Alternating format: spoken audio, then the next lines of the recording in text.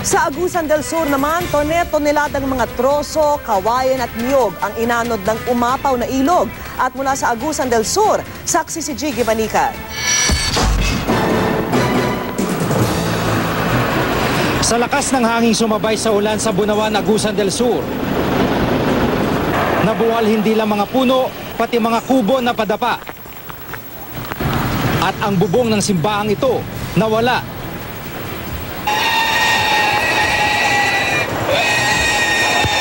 Ang mga residente sa barangay Poblasyon pilit na isinasalba ang kanilang kabuhayan.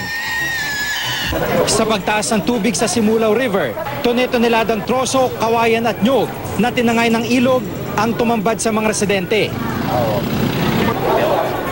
May mga uri rin ng halamang galing daw sa upper stream na sakop ng Compostela Valley, Davao del Norte at Davao Oriental na ininalang tinamaan ng matinding flash flood.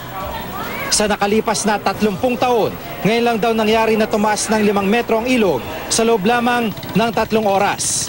Talagang sa tingin namin plus flood siya. Lahat ng nadaanan ng tubig malakas talaga, kaya naanod ng mga malalaking kahoy.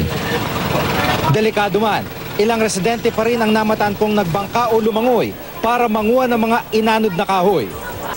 Ang mga naanod na kahoy sa Simulaw River, delikado rin daw dahil pwedeng maanod hanggang sa karugtong nitong Agusan River at makaapekto sa mga komunidad tulad ng Butuan at Agusan Marsh.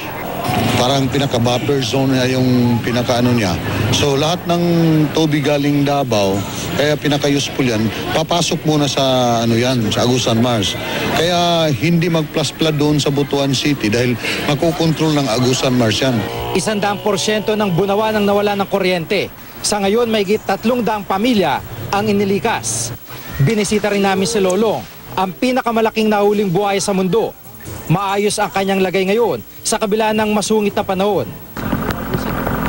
Sa barangay Santa Cruz ng Bayan ng Rosario naman, nagbabadyang bumagsak sa isang highway ang hindi bababa sa 10 poste ng kuryente. Delikado naman sa mga pampasahero, baka tamaan ng kuryente. Yung live siguro yan.